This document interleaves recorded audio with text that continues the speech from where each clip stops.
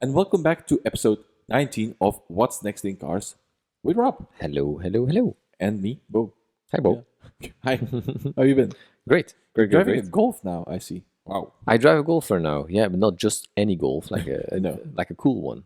It's actually, it's a really cool one. We'll show a picture up here. Yeah, GTI Club Sport. Yeah. It's very funny. It's like it's like the lost of its kind. I have to say, it looks very good in this silver. Mm-hmm. Like it's a proper silver. It's not. It's a gray. clean silver, exactly. You don't see those kind of colors anymore, or quite that often. But I think it's.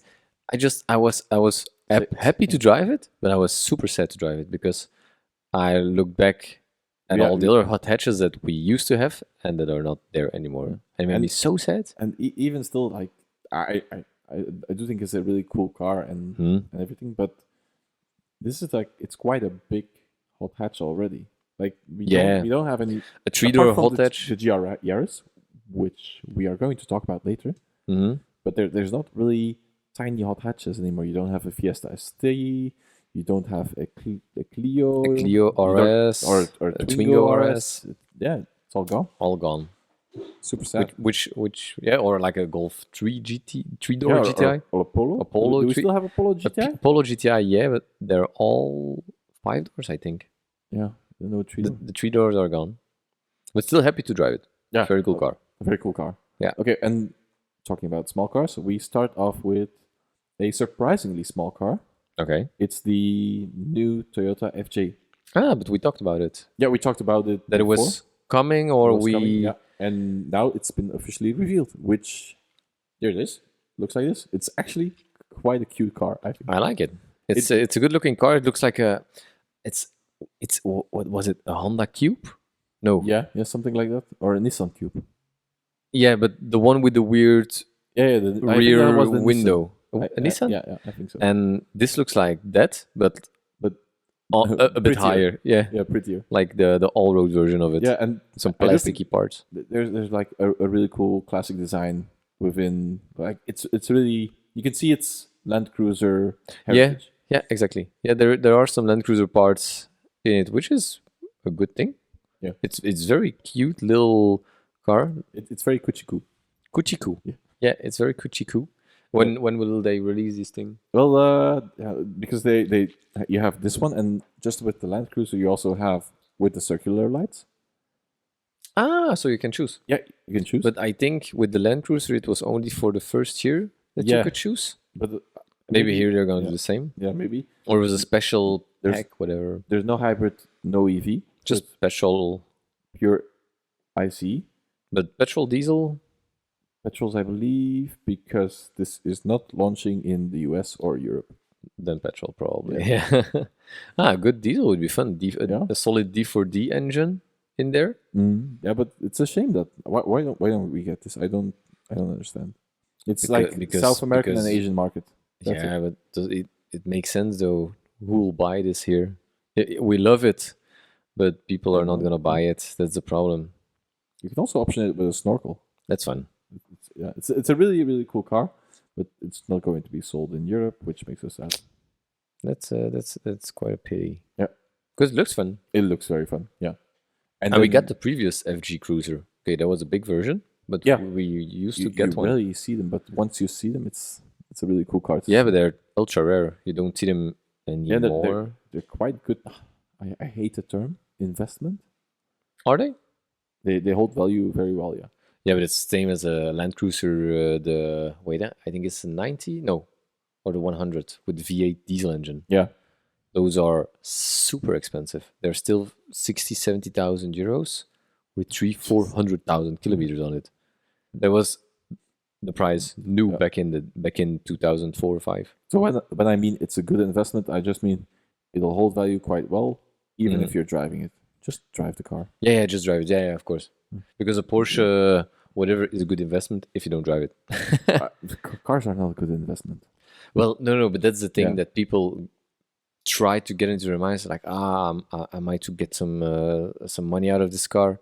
Yeah, sure, if you don't drive it, but that's quite stupid. Yeah, and even then, there's way better options to earn better money in the same term. Yeah, just invest in gold or whatever, Yeah, gold, stock market, whatever. Yeah, if you're bold, crypto. If you buy cars for investment, you depending on what kind of cars, but recent cars, I should slap you. Yeah.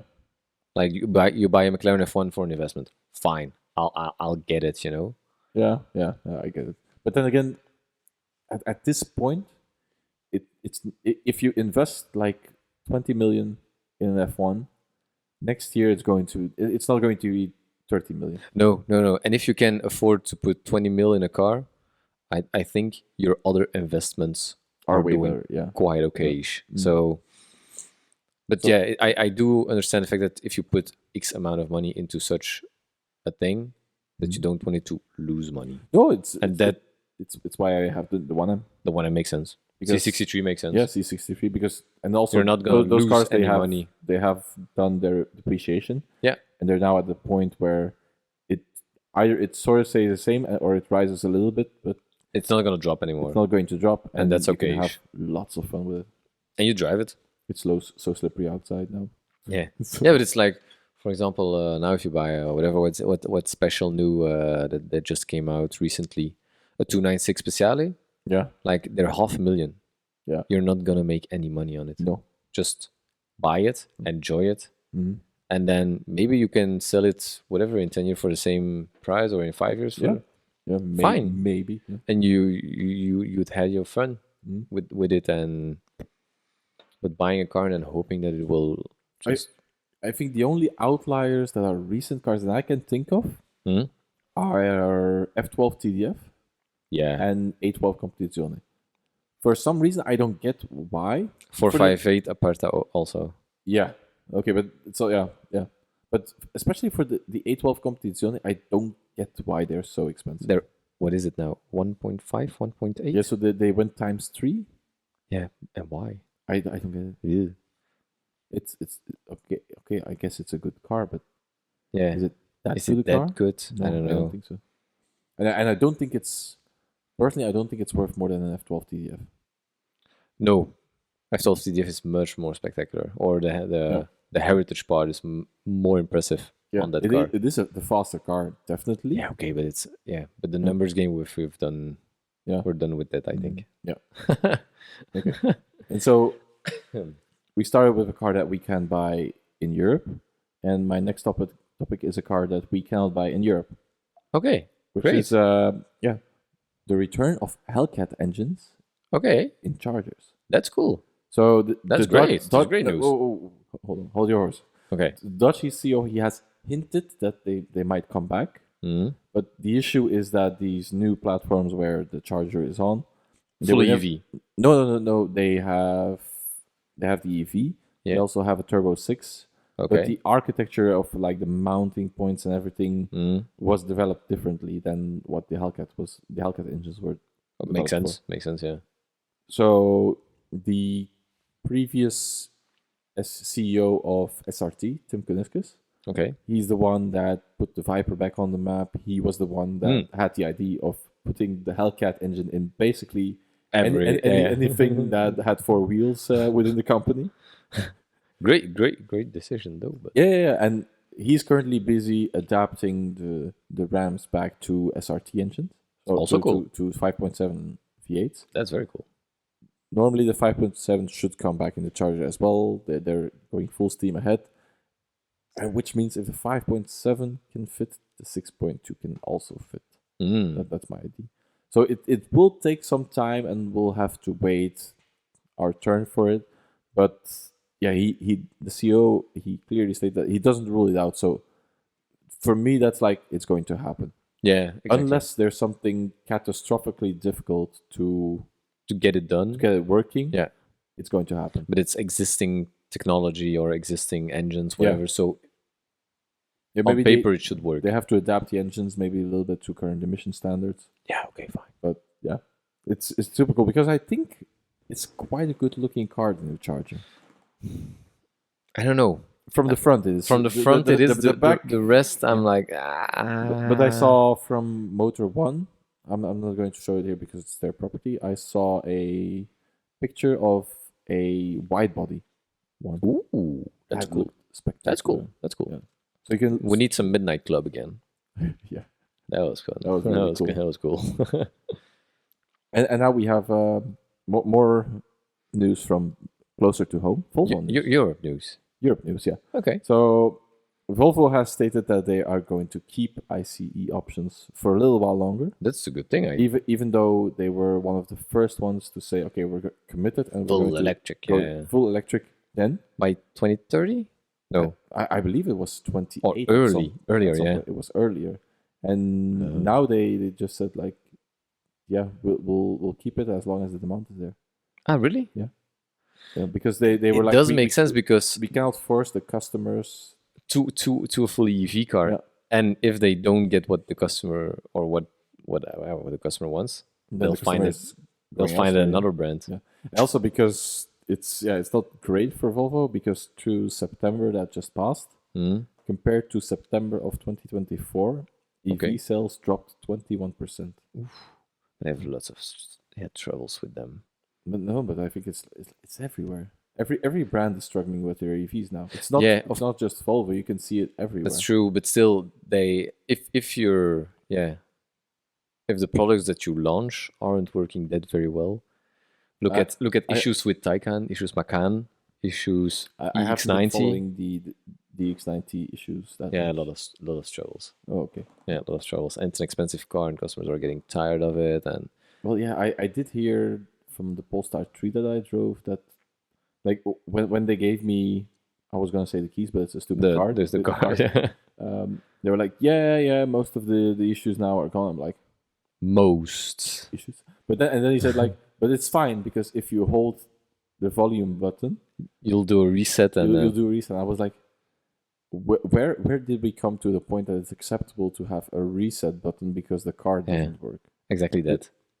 The car outside, it starts, it does everything. Okay, sometimes the USB will freak out a little bit. Is it? What a trash car. Yeah, but you get rid of it. You just plug it out, put it back in, and then it's fine. But I think it's good that Volvo keeps making, and they're still building great cars. They should have told this news before they would kill the V90, but okay, fine. Yeah. Because I spoke to. Did they kill the V90 because there's no EV option? I don't know. It would be cool in an EV option, I think. Yeah. And they also killed the cross countries.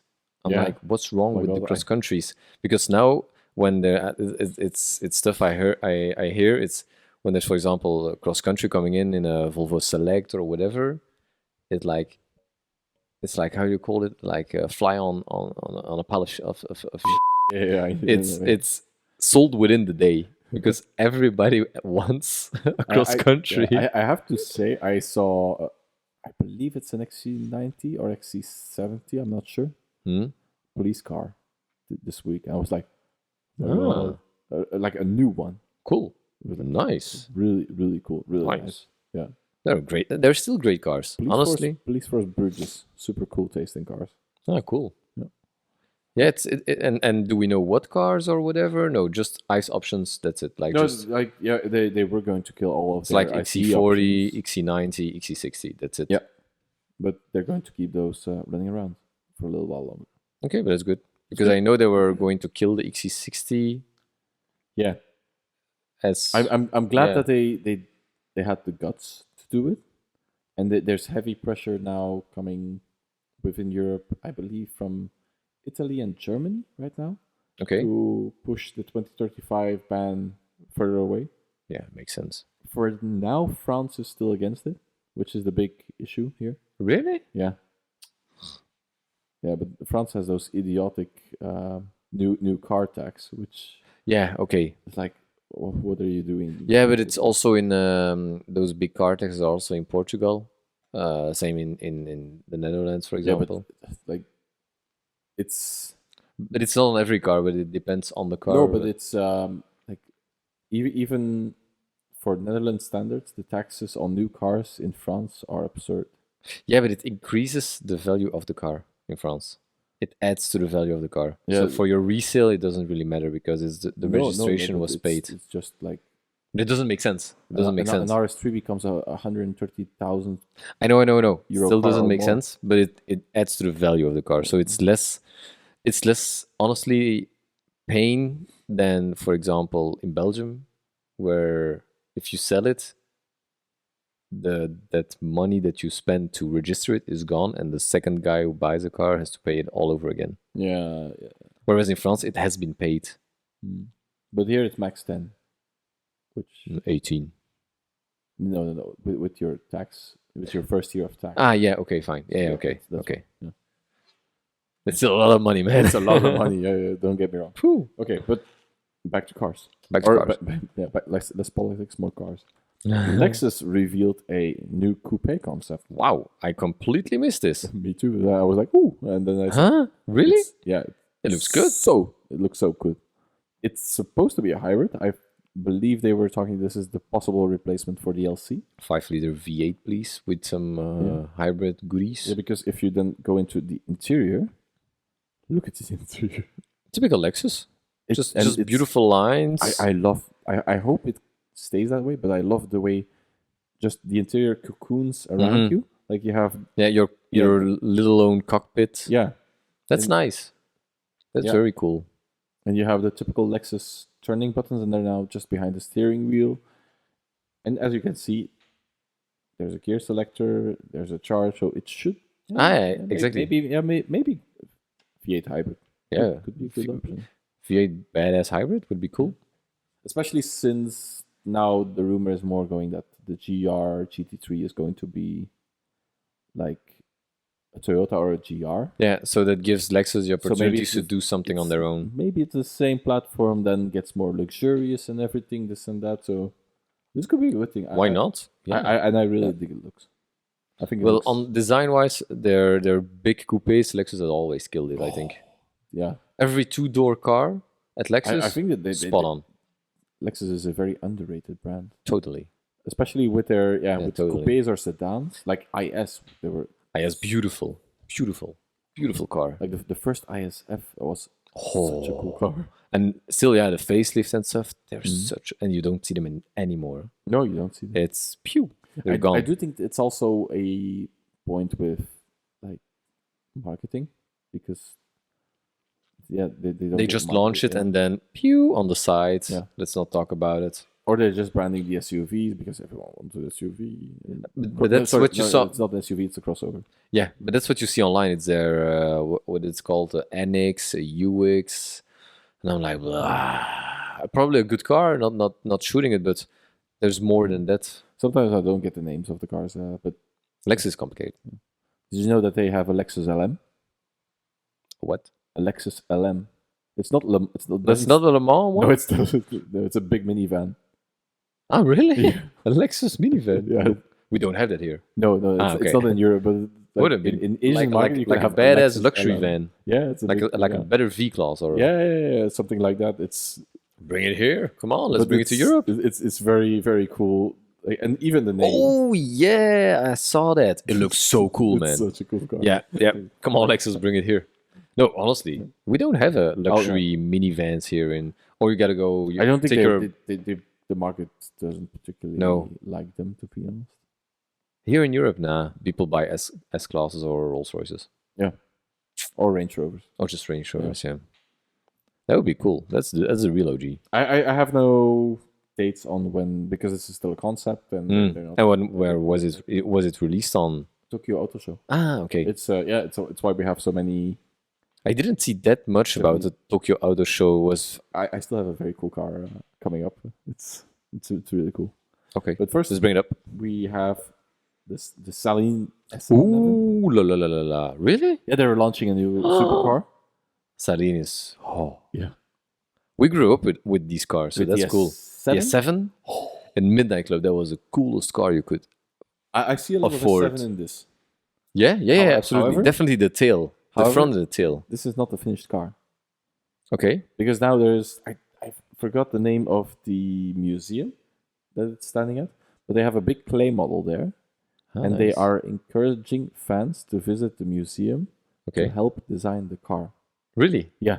Wow. So there's someone from the team of Saleen there, and you can go. Because Saleen, they still do cars based on the Mustangs. They I they believe they do still a they few, still yeah. do some stuff. I'm not And- sure and, if they've done what- with the latest one, but especially with the S550, They did a lot yeah. of things. Nice cars, by the way, the S550s. Look so good. Yeah. They look really good. And still the S7 is. Oh, yes. Whoa. And this, so it's at a museum or? Yeah, it's at a museum in the US. Okay, in the US.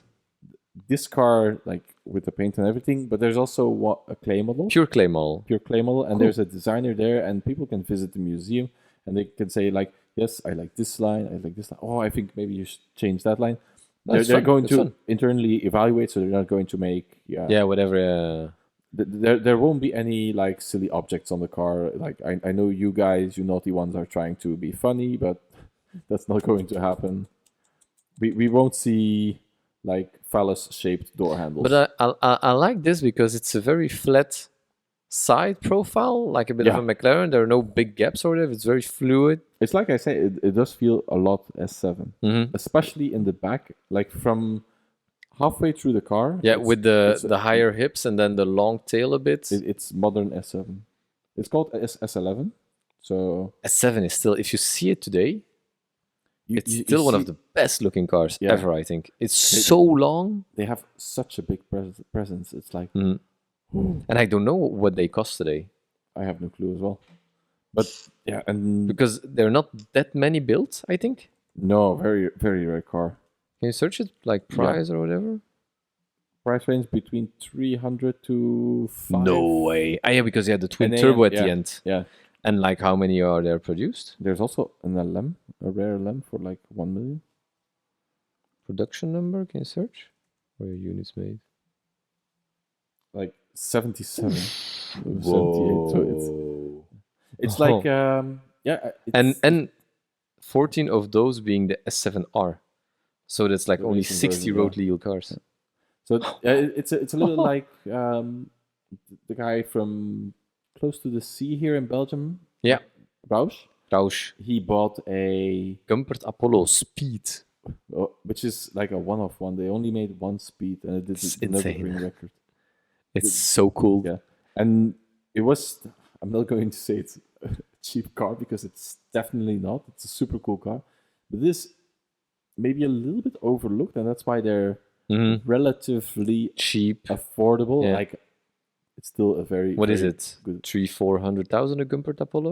I think the Gumpert speed it went between 300 and 400, something like that. For a car where there's only one in the There's world. only one, and it's I've never driven one, not any Apollo. Nope. But I can imagine it's such a dramatic car, just like Same the as this. S7 is. Yeah. Which on paper then they're really good value because it, Exactly. as we talked, you either buy this or a Mm. 296 Speciale, Yeah, then this which is everyone really around cool. around the corner in Knokke will have. Yeah.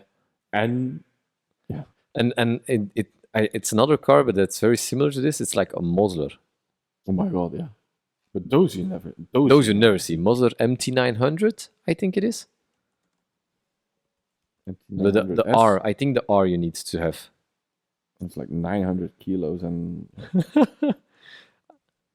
What do they these? go for around 180. So That's So insane. I think are No, they... prices approximately 200,000, 290,000. And the Okay, R? yeah.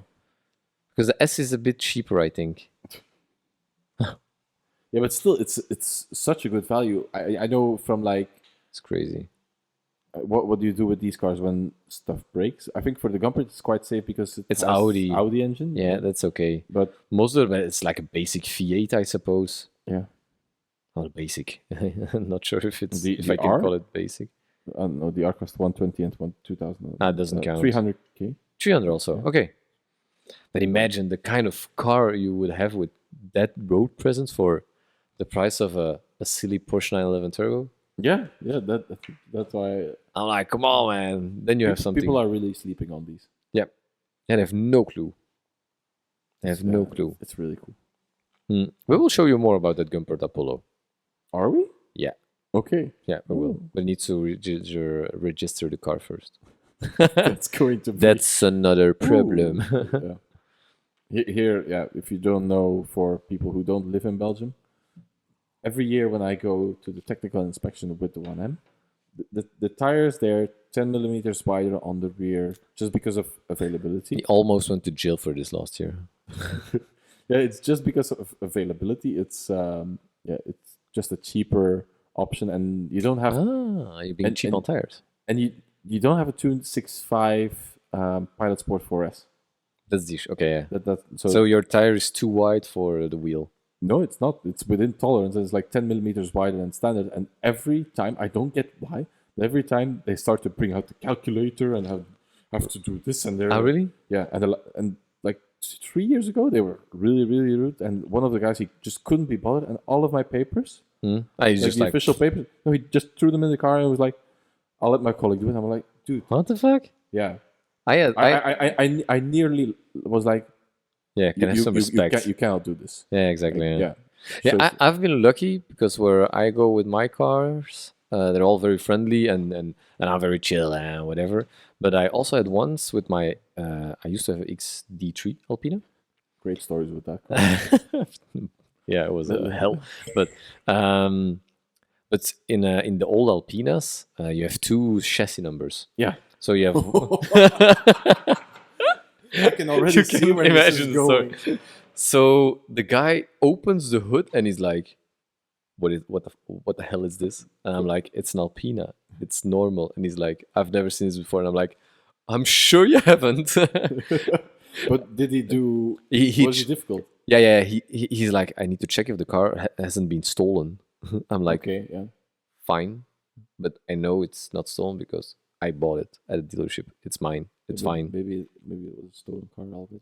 Yeah, maybe Alpina stole it and then they made an Alpina of it and they put another chassis number in it and ta-da, new car. Basically, Alpina just stole every BMW that they ever I was gonna say that. Just Alpina steals BMWs, puts different chassis number in, ta-da, new car. Thumbnail. And the guy was like, "Oh my god, it's okay. It's not stolen." I'm like, "No Sherlock." What the hell? And then everything was fine, but he looked at the car like, "I have never seen such thing before." I'm like, "Well, guess I'll be coming back with another one." But then he was okay. I still have a red one. Yeah, but then he was okay. Okay, that's fine. No, but yeah, technical inspection, very... Lots of headache. And then we have Ferrari news again. Huh? I also missed this. What is this? You did not see this? It's like a Matchbox. Or Hot Wheels. This is a Ferrari without a waiting list. Huh? Yeah, because Ferrari... Because nobody wants it. Stop being rude. No, this is an NFT. Wow. Oh my god, they just woke up. They're 4 years too late.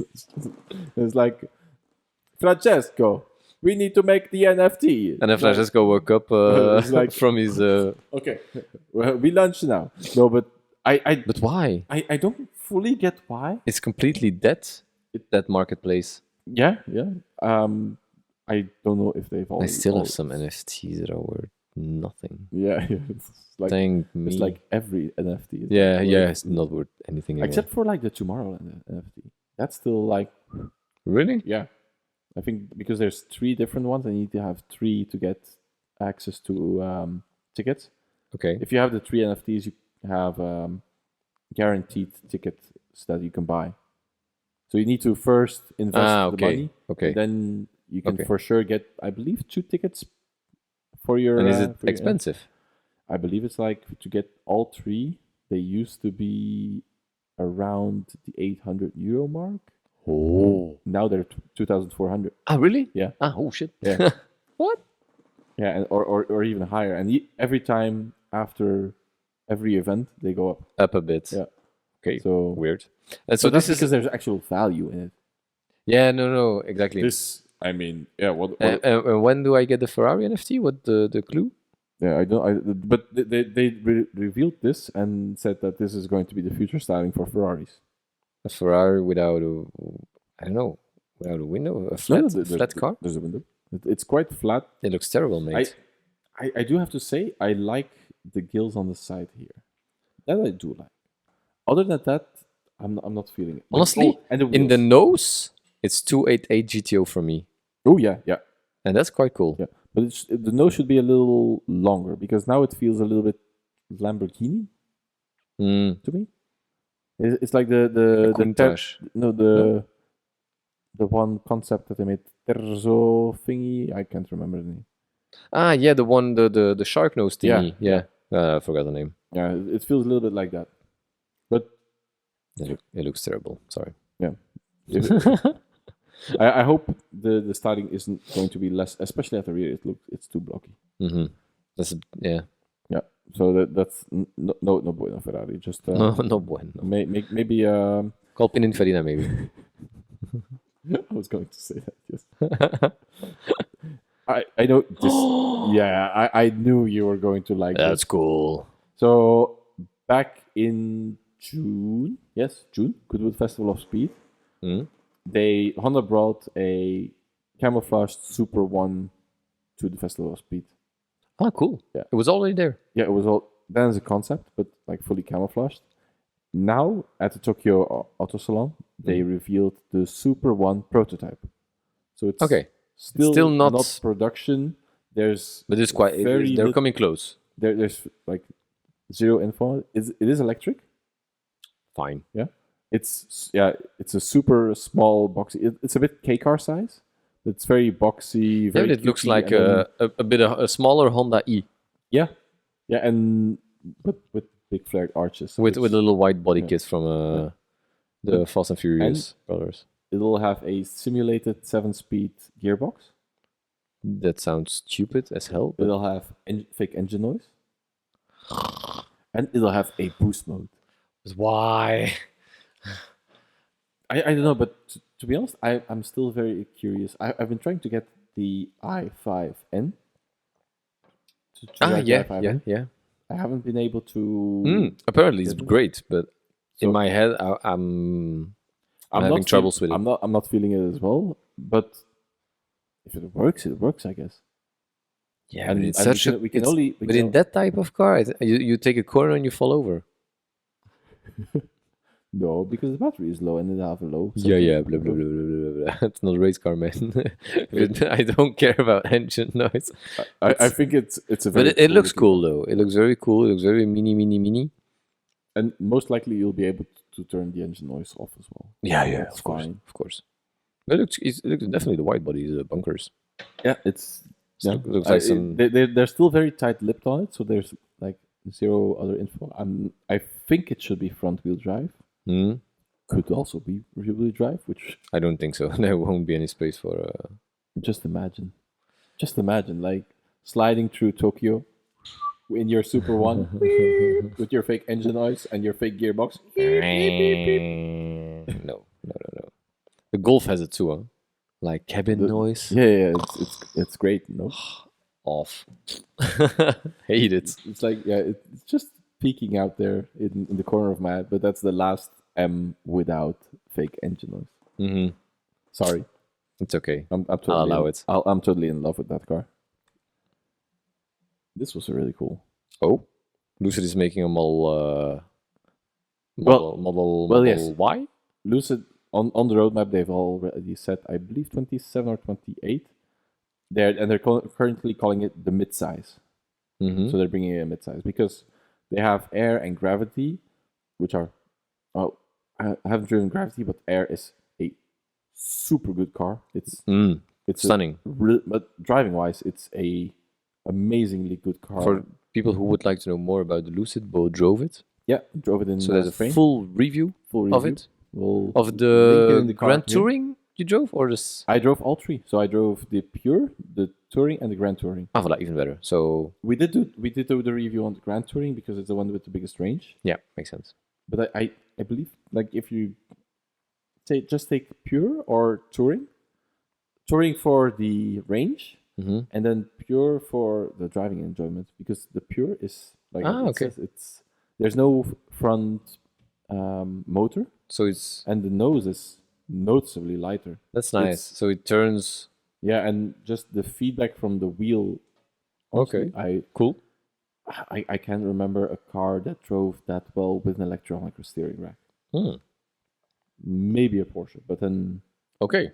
Really? yeah, and just the way it feels, you don't have to push it and to go fast. It's just a smooth driving. Yeah, it's just you're going around the corner at like 60 kilometers an hour, and it's like, nice. Okay, cool. Yeah, you don't have to push it, which I think is quite nice. It's also driving enjoyment doesn't come from that driving fast. It comes from what you feel during the driving.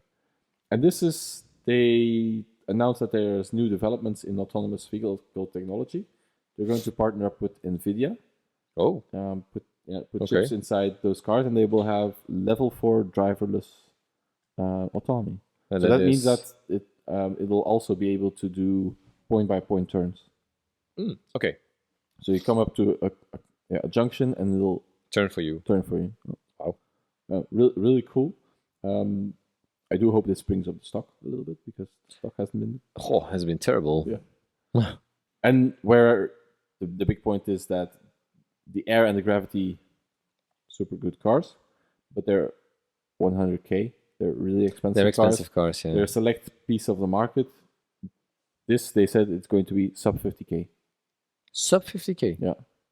If it drives as well as an Air, it has the technology that it has, then they just need to figure out how they are going to sell it in Europe, because and just I don't know what they're doing right now. They're not doing bad, but they're taking their time a little bit too long, because they said they would release. And that's something that Tesla managed well back in the days. They just managed to deliver a lot of cars very fast. But I do think Tesla maybe had a bigger budget to throw at it. Exactly. But they should just deliver. That's the thing. People need to drive, see them in traffic, whatever. Yeah, because they said last Brussels Motor Show that they were launching in Europe this year. And we still haven't seen them. For the life of me, because I do occasionally check the website. In the Netherlands, they have something, I think, or in Germany. Yeah, you can order one from the German or the Netherlands website, and then they'll deliver it to you in Belgium to your door, which is quite nice. But ideally, you'd like to have a point where you can see the car in Belgium. Yeah, and showroom-wise. Showroom. Or after sales. And especially after sales, yeah. No idea then. Or they come to you. Yeah. I'll maybe try to shoot them an email, and then we can talk on the next podcast. Leasing starting at 700 per month. Decent. Yeah. It's the Air is from 85 in Germany. Honestly, buy an Air Pure and you're good to go. It's really a very, and it very looks good car. so good. It's a beautiful car. This feels like we are trying to sell, and we're sponsored by Lucid, but honestly, we're not though. We're not. The amount of space you have inside the car. You have more space inside the car than you have in an S-Class. That's nice. And then you have a massive frunk and a massive trunk. Okay. Honestly, it's great, and the Gravity as well. You have three seat rows. Full spec 300K. 100K. 100K, yeah. For a Pure. And a Pure has 750 kilometers of range, and still does 4.7. Yeah, it's not slow, and it looks really good. Yeah, you can get some proper good colors. I do have to say, if you're going then to a Grand Touring, of course, it starts at 130 and it becomes But still, you're in Taycan range. Yeah. Maybe it's time for something different than your German whatever. Yeah, because quality also, they said, this is model 2025. We've really invested in upping the quality and not having any crappy things around the car. And honestly, it was really good. If you pick finally different interiors. Yeah, if you pick a GT or that's why I would take a Touring, because the Touring has some nicer interior options as well. Yeah, the Pure is quite basic. The Pure is quite basic, but you can get a nice basic Pure for around 110, 120. You also have the full glass roof. Oh, it looks good, man. It looks very good. It's a great looking car. And range 800 plus kilometers. Yeah, and with the Touring, it's you still have what they call the foot garage. What's that? It's basically when you're in the rear, there's a little pocket for your feet to be lower inside. So Ah, there's no battery. nice. In the GT, they fill it up with the battery. Okay. So if you have some people in the back as well, it's nicer to have that. Ah, yeah, okay. Here you have. And indeed. also the screen here, just you swipe it away and it's clean, yeah. it's yeah. I really want to drive one again. Well, I've always been the moment they launched it, I don't know when, but I saw it like Lucid. I was like, wow, what a good looking car. There are people that came over from Tesla. They were like, they didn't get the freedom at Tesla that they wanted, and so they made this. Yeah. Ah, okay. Yeah, the founder is an ex-Tesla employee. I didn't know. Yeah. It looks good. It's a beautiful car. Yeah. Okay. Okay. Cool. So really looking forward to this. Should be we should. It's quite cool that they just teased it because this is a zoomed-in picture and okay. a little bit enhanced, but they just put it in the back there and they did not say anything about it. Just and everyone was like, "Wait, is that the midsize? Is that midsize?" Yeah. Super cool. Well, it looks quite small, but it's like this shooting brake. Yeah, it is a bit coupe SUV, which is cool. Yeah, something different. Yeah, something different is sometimes good. Yeah, and they really know how to do space optimization in the interior, so it's going to be really, really good. All right, excited for this. Next up, we have Toyota news because Tokyo Auto Salon again. Yeah. We've known for a while that they're developing a mid-engined GR Yaris. Yeah, and I believe they've done the first race with the prototype because they're actually racing the prototype now. Saw that, yeah. Did quite well, I believe, third in class. Oh, really? I'm not sure. Don't quote me on that. But yeah, and now they announced that they are aiming to deliver 400 plus horsepower from the car. From the 1.5? No, it's not the 1.5. It's a 2-liter 4-cylinder now. Oof. Yeah, so it's a bigger engine. The BMW engine, like the one that we have in the Supra, also. I don't think so. No? I think it's okay. No, it's sorry. It's their own engine. Okay. Because I believe it's called the 2GE20, something like that. Okay. Fun. It's developed to run on like a mixture of fuel with 20% ethanol, so higher than what we have currently. Okay. And I believe also I once saw an article if everyone would switch to 20% ethanol in their cars, then we'd have a bigger reduction in CO2 than all of the electric cars that are running around currently. So, no, good that they're doing this. It will have a new all-wheel drive system as well with adjustable power splits like 40-60 to the front and then 50-50 as well. It's a little bit less than what we had with the GR Yaris because you could do 30-70, I believe, with the GR Yaris. 30-70, yeah. In the rally mode, maybe then. Yeah. But 40-60 is still quite good, especially when you have the weight on the rear axle. That is cool, yeah. I love driving that thing. That is fun, yeah. It's so playful, yet it sticks so well. So even if you like flick it out and it starts losing traction, you just wait for it to hook up again, and then it blows away. Or you put like two wheels into the grass and like floor it. Yeah, it just goes. Cool car. So yeah, really looking forward to this. I also think like the sticker here is quite funny. I believe maybe it's the Toyota boss. Probably. Yeah, probably. And then I saw this coming up for sale. Yeah. So pack up your wallet because there's an Audi R18 for sale, chassis number 420. It's one of the few privately owned Audi R18s. I believe it's an e-tron. Yes, e-tron Quattro. It raced at, I believe it did a full season.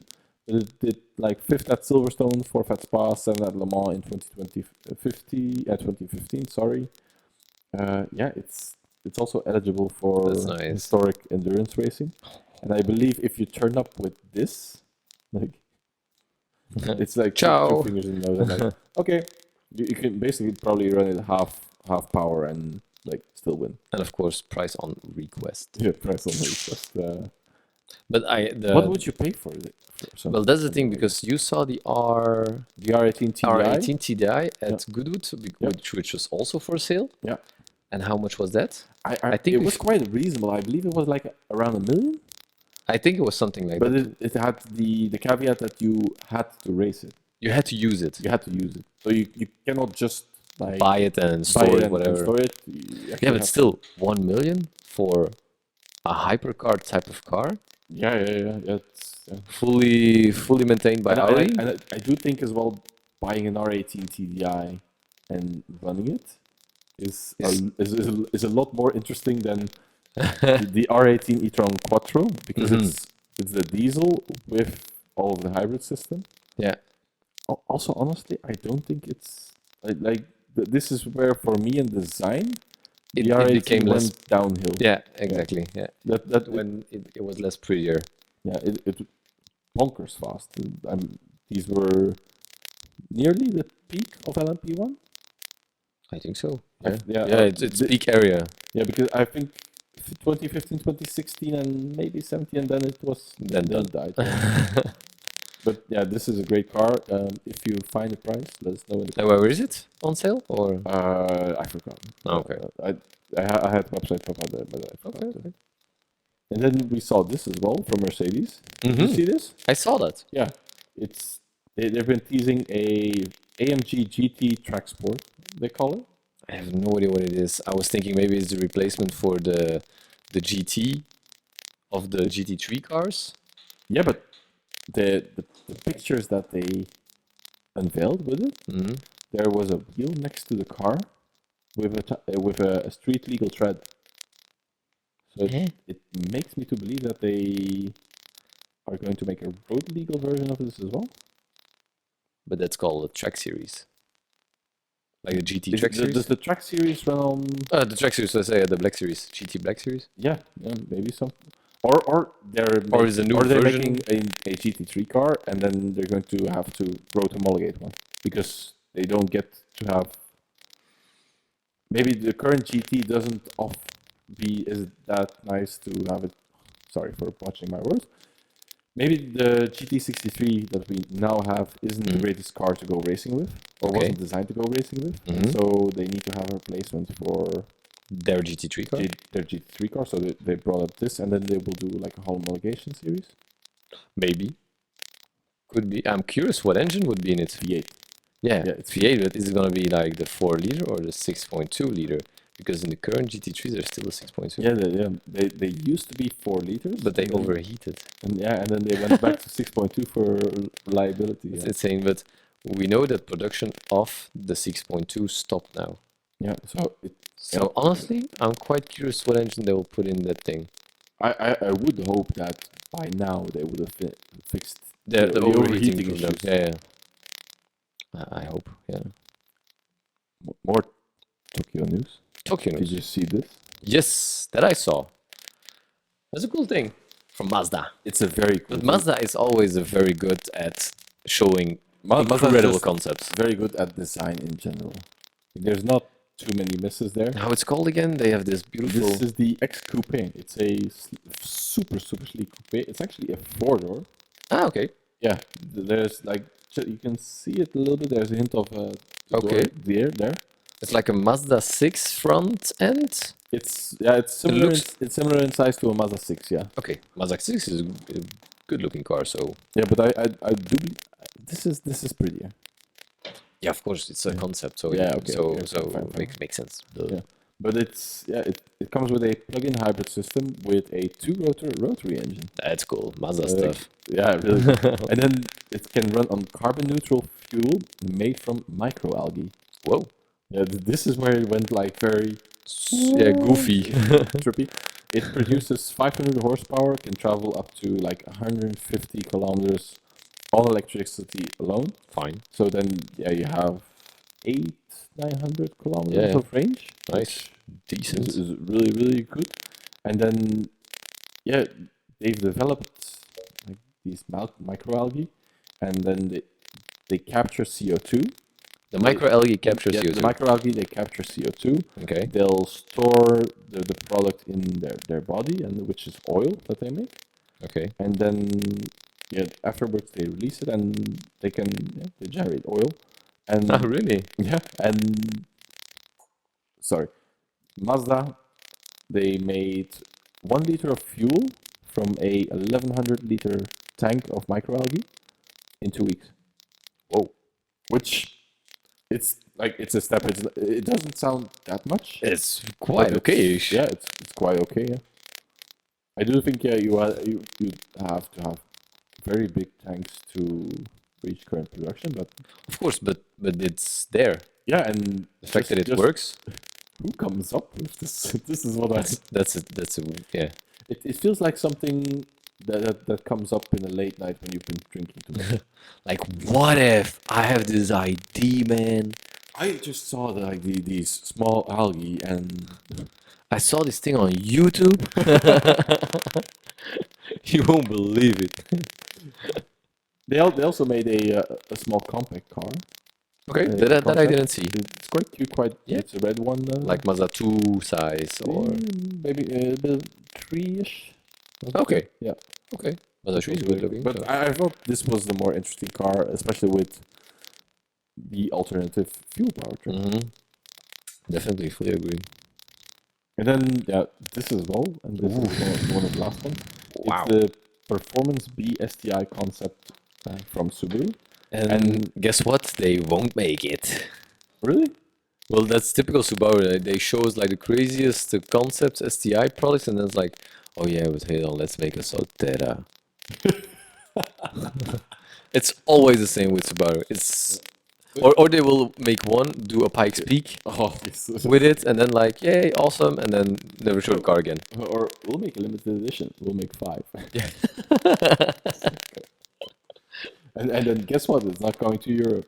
Ta-da! Yeah, definitely not. The only thing we'll get is an Impreza with a 1.6 that makes 100 horsepower and does 0 to 60 in 0 to 100 kilometers in 11 days. Yeah. I thought you were going to say 11 seconds, but it's actually 17 seconds. 17 seconds? I once drove one, yeah. An Impreza... The Micro is faster, no? Well, not to 100, but to 90, but... No. The Microlino does 20 seconds to... 20 seconds to 90. But if you're with one in the car, flat out. But you go downhill, man, that's gonna be fast. Yeah, okay, but that's cheating. Yeah. Nobody knows. No, but I once drove a Subaru Impreza from not this generation, but the one before. A normal one. The hatchback. Yeah, okay. Normal one. Yeah. 1.6 liter petrol engine. Okay. I believe it consumed like 8 or 9 liters per 100 It's kilometers, terrible. which is like with the CVTs. Yeah, and the CVT, you go uphill and it's like, dude, calm down. It's so weird. It's 4-wheel drive, which is quite nice, but it's just so damn slow. And the chassis is so good, but you just cannot use it because it does 17 seconds to 100. Yeah. If you live in a forest or whatever, then it's a good car because you don't have to watch to anything. No, I don't think so, because then there's barely enough power to get uphill. But you have a CVT. Yeah, super nice. And then also because they have this adaptive cruise control, which is relying on vision. Yeah, eyesight. The eyesight, which in theory is great and it works great up to a certain point, because they're not fixed to the window. Yeah, they're just behind the window. And so when it's early in the morning and it's a little bit foggy, then it doesn't work. And when it's raining too much, then it also doesn't work. So it's a good idea. In the right situation, it works. Honestly, at some point I was like, guys, why don't we just have radar? Yeah. What's the point? They want to be different, yo. Yeah. But this STI products always cool. Big wing, Boxer engine. Hopefully, good ingredients. We'll see it in production. Hopefully, yeah. Just at Spike's Peak, a video of Spike's Peak, I would be happy. Yeah, just make this a production car. Just make STIs again with the Recaro pole positions. No, not pole position, the podiums. Yeah, you see the full carbon. Full carbon ones. Those are cool. Yeah, they're really cool. Those and then cool. to wrap up for this weekend, let's hit it. I stole a subject from. Stole a subject. Yeah, well, borrowed, let's say that, from the Chris Harris podcast, because I thought it was quite an interesting subject. Oh boy. And what's the subject? When does a sports car become a supercar, or vice versa? Sports car become a supercar. Oof, that's not easy. It depends on so many things. That's the problem. No, but honestly, it depends on so many things. Because, for example, we have here in front of us a 458. Okay, it's a challenge, but let me get the base model of 458. For me to that's a difficult one already, because it's not a supercar. See, that's where I would be like. You would say it's a supercar? Yeah, because it's not a supercar, man. For me, Enzo, that's a supercar. It's just okay. But no. Yeah, for certain, sure, the Enzo is a supercar, but it's higher up in the supercar order. Because we didn't have hypercars back then. Because first of all, it's Italian. If it's Italian, it's all. No, but it's true. If it's Italian, it's already like higher up there. There's a higher chance of it being a supercar.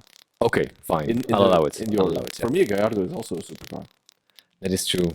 So that is true. That is true. But it's a Gallardo. It's like the first. It's Italian and it's mid-engine, and it's 500 horsepower. There or thereabouts. So for me, see, that's where it gets interesting. Because for me, it's a supercar. For you, it isn't. No, for me, it's just a sports car. But it's funny because you. But a Gallardo is a supercar? Yeah. Because it's the first of a certain gen. And like the Gallardo was the first of like a new era, I think. It was like one of the first. I'd still say like up to. And the fact that it's a V10, it's like race engine. I'd say I go as far as saying this. A 430 is a supercar. No. The 360 is sports car still. The 430. Sports car. No. Murcielago, supercar. Yeah. Enzo, supercar. Yeah. SLR McLaren, supercar. No. Really? No. For me, it's a Super GT. Carrera GT. Carrera GT is a supercar. But for me, like any front engine car is not a supercar. Really? Yeah. Like a Corvette ZR1. No. Come on, that's a supercar, man. It's a sports car. No way. You're just hating on not Italian brands now. No, I'm not kidding. Like a 177. Gotcha. Super GT. No, that's a supercar, man. Yeah. No, it's a GT. Yeah. But no, we're talking category sports car or a supercar, not sport GT. Yeah, but you're inventing categories now. That's where for me it's different because you have sports cars, you have supercars, you have GTs. Wait, I need to find another example. Just bother you. For me, there's no GT supercar. Like a new Vanquish as well, or a new Vanquish. No, a Vanquish, no. But like a Viper ACR. That's like supercar, man. For me, it's a supercar. Okay, maybe yes. I'll admit. But then, like an F12 is not supercar. No, definitely not. No, that's not. 4GT supercar? Yeah. 4GT supercar. See, but where is the line? It's because it's difficult. Also, for Porsche doesn't have a supercar for me. They're all sports cars. Except like a Carrera GT or a 918 is hypercar. Yes, but 911, GT2, GT2 RS, GT3, GT3 RS. GT2 RS, like the latest one, is for you a sports car? See, but that's where, because indeed I was like... Okay, it has supercar performances, but it looks like a sports car. But it has a big wing. And then, but okay, maybe GT2 RS, it can be a supercar. Because it's just... But definitely the 997 gen. Yes, that's supercar. Yes. Yeah, but still like the 911 because... 911 also, okay. Quite the nutty car to drive. Yeah, that's true. And that's also but definitely, even the regular 997 GT2, that was supercar. But only the RS. 997 GT2 RS. 997 GT2? No, the regular one, not the RS. No, I'd say like the regular GT2 is like borderline, but then really? GT2 RS. Because I think because it's visually just a little bit more. Yeah. Okay. I think 997 GT2 is so completely underrated too. What a car! It's super underrated. Yeah. So yeah, but what is a sports car and what is a supercar again? Yeah, because for me, like even the new Vantage is not a supercar. No, okay. Even though it depends on where the engine is positioned. Yeah, that's a big factor. So front engine is 90% not a supercar. Yeah. Unless it's like something. For me, a Corvette ZR1, definitely the first gen, or the C6. The C6, yeah. There's like C3 ZR1 already, or C2. Yeah, no, like C6. That is Oh, supercar. I'd say, and that's again, I love American cars, but it's harder for an American car to be a supercar. To be a supercar, yeah. So that's why I'd say the ZR1 is. Unless it's like a Saleen S11 or a 4GT. But then they're mid-engine again. They're mid-engine, yeah. Front engine. Because the C8, like the Z06 and the ZR1, Those are supercars. Those are supercars. Yeah, I agree. So front engine, meh.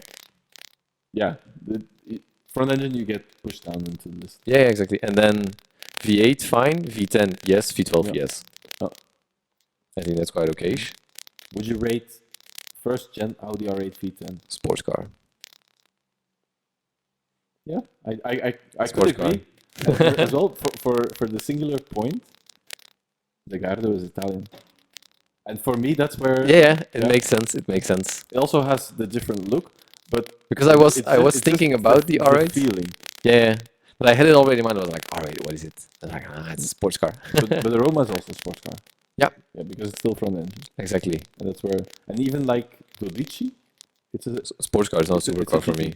Yeah, it's not a sport. It's not a supercar. It's a F90 supercar for me. Yeah, and then you come into, and this is also such a big topic, because those start to run into like hypercar territory.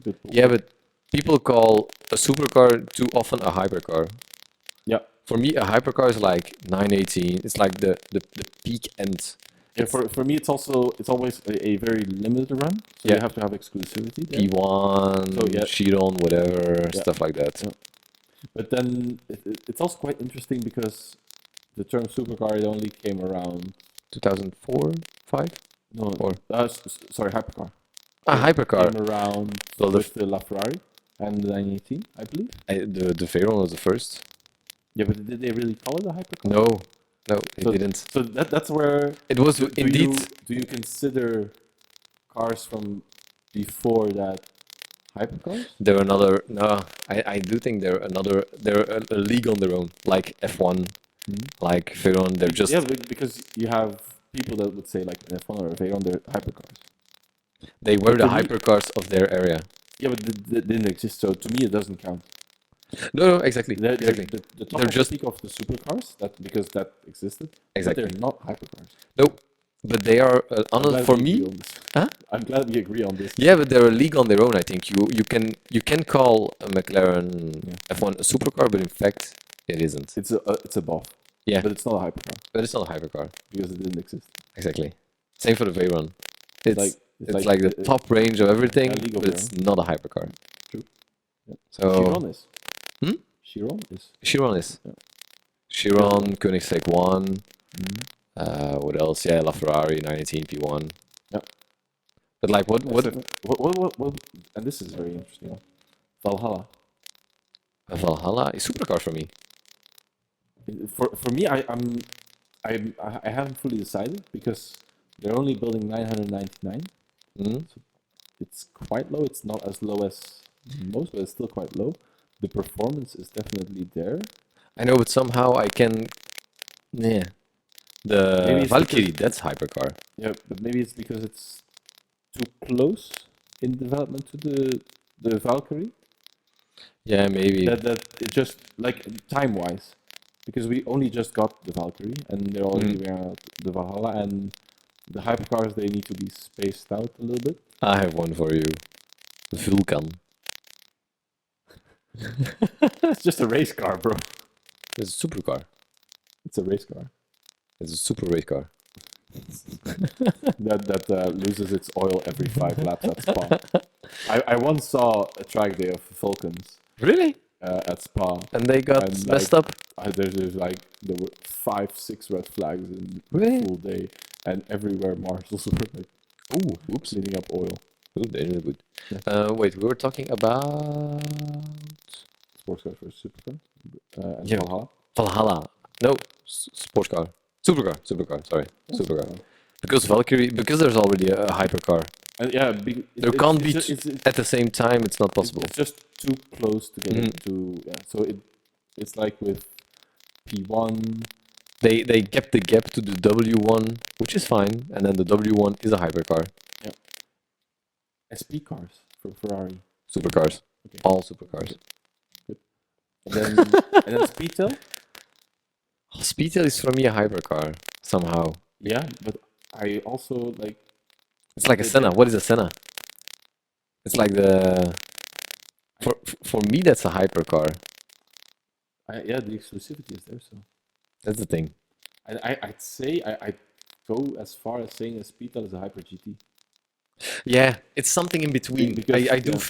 I know. I do get you. A lot of people agree with me that, but for me, a GT car is a different category. Yeah. Like just a regular Vantage. Speedtail though is a completely GT. underrated. But what? Like the previous Vantage. Yeah. It's a GT car. Yeah, definitely. Yeah, for sure. You could say it's a sports car, but in fact, it's like an SL or It's also that kind of stuff. It's a very difficult line. Mm-hmm. But indeed, the Italian thing was a good one. Mm-hmm. The engine, mid-engine thing is good, so that helps. And then it has and it needs to have X amount of horsepower too. Horsepower, yeah, but then you can't say it has to have V8 because then 296 and Artura. They're supercars. Yeah, they're supercars. Mm-hmm. Because the horsepower is there. It's not. It has to have all of these things, but there's like different values, and every value has a different weight to it, and it either brings it up into the territory or not. Hold on, This would be very nice scientific research to like get. Yeah, like so what do you have? Nah, that's sports car. No, but hold on, because I think, like for example, a 750, no, a 720 or 750, whatever. Yeah. Supercar. Yeah. It's 570 or Artura. It's not in the same range. For me, it's bottom supercars, baby supercars. Baby supercars, then okay. New category, baby supercars. No, but I think it's a supercar. Also, and this is maybe again, the doors go up. The doors go up, yeah, that helps. That helps. Yeah. Because you come up anywhere and people are like, wow, that's a special car. And it's just perception of what people think of you. You feed the ego. Yeah. What do I have here? A 488 Pista. What is a 488 Pista? Yeah, it's a supercar. Yeah, the Spider over there, the Porsche 9. That's sports car. The sports car. Yeah. Then we have an M5. It's nothing. The tank. It's a different category. It's a Panzerwagen. Then we have a 911 as well there. Turbo S. What is Turbo S? Sports car. Yeah. I'd go as far as saying probably it's also like a Hyper GT by this point. A Hyper GT? They're such good cars. And especially the facelift. The Hyper GT, what kind of category is that? Like a Gemera. Is it a Hyper GT? No, like 700 horsepower daily drivable. Super GT. Super GT. Just keep it simple. Yeah, Super GT. I was confusing the name Super GT. Yeah. Okay. Yeah, it's not easy with all the. For me, the Turbo S is a GT car. Yeah, because place for 4 people. Yeah. So good trunk and especially like I've seen the review from Chris Harris on the Dot 2 Turbo S. Everybody's full of it. Yeah, he's really, and the thing he says, which is actually a very valid point, is the rolling noise from the rear wheels has been fixed. Because it was such a big thing. Okay. And it's also like I have a friend with a Turbo S from the Dot 1, or he had one, and he also did complain just like about. Really? Yeah, like it's a great car, just in the rear it's a little noisy. Oh, okay. Yeah. Okay. So it's very interesting. Funny? Yeah, quite funny though. Just wait until something goes wrong on those turbos, and I think they'll be fine, because I honestly, with these cars, I don't hear a lot of issues on turbos and stuff. No, but they're electric now. That's why I say just wait until something goes wrong with the turbos. Yeah. We'll have to see. I'm being. You can always buy a 992 on a Porsche approved. Still a good deal. Yeah. Do we have them on our website? Porsche approved? Not yet. Not yet Porsche approved. They'll come soon. Okay. Yeah, I still want my GT3. Yeah. 997. .2 RS. 997. Oof, yeah. Sports car. Sorry. It's a sports car. Yeah. Yeah. Okay, so that was quite an easy discussion then. I don't think we disagree on many cars. No. Try to find a car. Try to find a car. Good. Sorry. Lexus LFA. Supercar. Front engine. Okay. Front engine. Yeah, but it's carbon fiber. Doesn't count. Doesn't count. It's a supercar. It's a supercar. Yeah. But you were like pushing the argument because it's a front engine and it should be a sports car. Like. No! Oh my god! Yeah. But V10. Yeah, V10. V10 helps. Let me think. Pagani. Zonda. Yeah. Oh, wait. The first one. No. That's a supercar. Yeah, it's a supercar. Yeah. That's a supercar. Yeah. No, any Pagani is a supercar. Any Pagani? I'd say so. Utopia is a supercar? No. Any early Pagani, sorry. Any Zonda is a supercar. Yeah, because Utopia is hypercar range. Yeah. No. And the Wayra is also because, or maybe not the first one, but the BC. The BCs are hypercars. BCs are hypercars. Yeah. Let me think. It's not easy, but it's fun. it's really fun. I have one. Wait. If you have any car that you'd like us to discuss, we will review it for you. We'll review it in the comments. Yeah. CLK DTM AMG. Sportscar. Okay. I don't know. Okay, fine. But it hurts me to say it's like sports car. Like it's much more than that. But okay, fine. Yeah, you can put it in super sports car, the subcategory. Yeah, they're so cool. It's so difficult to label all these colors because they all have these different flavors. But indeed, yeah, Italian in general. But yeah, the CLK, it's not an Italian car. No, that's the thing. It's based on a normal car, so exactly. It's just a bonkers CLK. It's a very cool car. If you would put it to like to someone who doesn't know anything about it, and you put like the Ferrari next to the CLK, everybody would look at the Ferrari, yeah, and you'll be like, are both the same car for you in terms of like how they are? No, because it's an old Mercedes. Exactly. I would take the old Mercedes. I take the 458. I'm sorry. Really? Yeah. Come on. Only 99 of those cars. That's also. Does a Spider change if it's a sports car or a supercar? Not for me. Okay, good. Nope. Let me think. In general, no. No, because it's still the same car and it's yeah. Yeah, I was thinking like Chiron, Grand Sport, Super Sport, not the same. No, it's also Gallo Spider, whatever. No, it doesn't change. Okay. No. Cool. Yeah. Easy discussion. I think we need a tougher one for next time. We need a tougher one. Yeah. Because I know we disagree on a lot of stuff, but this is a fine one. Yeah. Next time we disagree on something, just write it down because it'll be very interesting conversation because sometimes it's just like he's such a pain. Doesn't listen. Me? He's like, oh, want him. It's just like standing up to it. Yes, Sorry, I haven't driven the car that much this year. I think I only did 2,000 or 3,000 kilometers. Just keep it in your pen, please. I'll let you. Should I do donuts with it? I'll let you drive it a little bit after the podcast. So maybe this is a good point to wrap it up. Thank you very much for watching, guys. All right. Thank you very much for listening. If you're just listening on Spotify, you can also just listen on YouTube, which is fine. Like, subscribe, tell us your cars. Very interested to hear about your cars. Write us something in the comments. Write how stupid we are. Whatever. Just drop something in the comments. This was Rob. All right. Thanks, guys. Cheers. Have a great day. Bye.